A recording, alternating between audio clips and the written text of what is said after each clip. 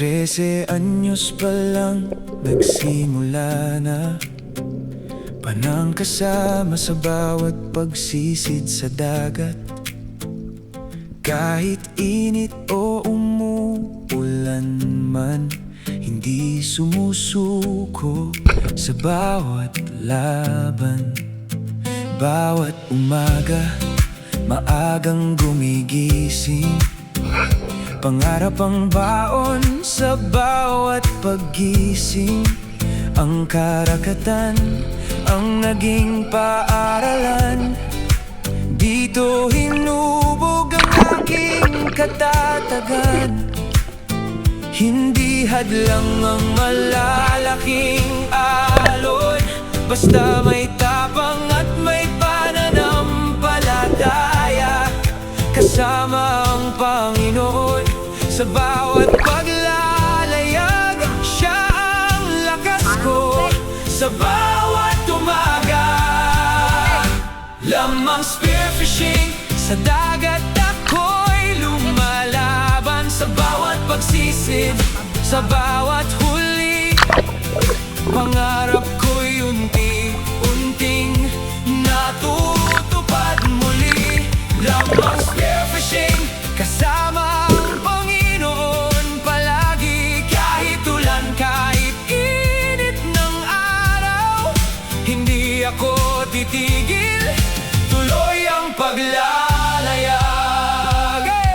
Hanggang 20 taong gulang, pana pa rin ang aking sandigan. Bawat biyayang mula sa dagat, buong pusong pinasasalamatan.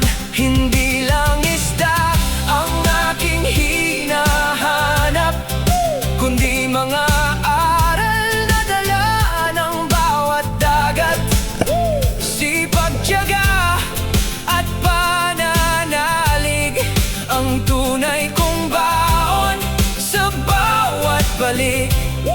Sa ilalim ng dagat, tahimik ang mundo, pero ang puso ko punong-puno ng pangarap. Kasama ang Diyos sa bawat pagsisid, sa bawat pag-ahon, may bagong biyaya. Lamang spearfishing, ito ang buhay na aking minahal. Mula 13 anyos hanggang ngayon, patuloy pa ring lumalaban sa bawat alon, sa bawat pagsubok. Hindi kailanman susuko ang puso, basta kasama ang Panginoon. May pag-asa sa bawat paglalayag. Lamang spearfishing, salamat sa inyong suporta. Tuloy lang ang pangarap, tuloy lang ang pagsisid, tuloy lang ang buhay. Pagkosilang kasama ang Panginoon sa bawat dagat, sa bawat paglalayag. Lamang spearfishing,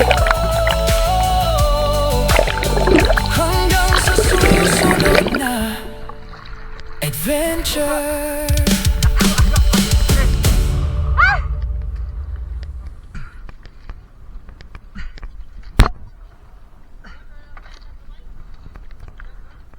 Ha?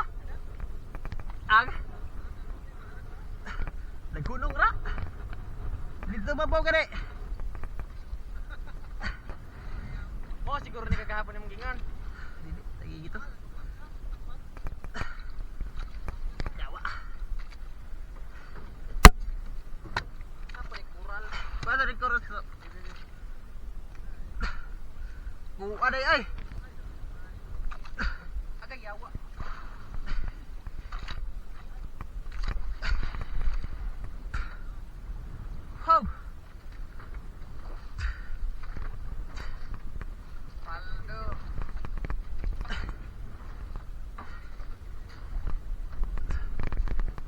Da. Sus. Woo. Tapos nakuha sa lagong Ginoo nagtapan. Ismail na po ang may ngipon. Ay ay. Tauan na Diyos niya, unya. Paldo kato. Kuwaro niya daw. Oh, Sige ni.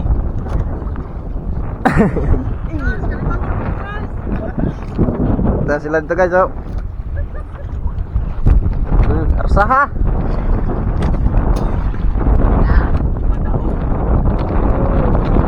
Rompe, oh. Banat. Banat ni. Da. Aron dako aja do. Nagula nga oi. Nah, Na mga 21 ginalam kay di man ako kukuan. yo da galos. 20 lagi. Tara, ato tas timbangan magkuan, abot.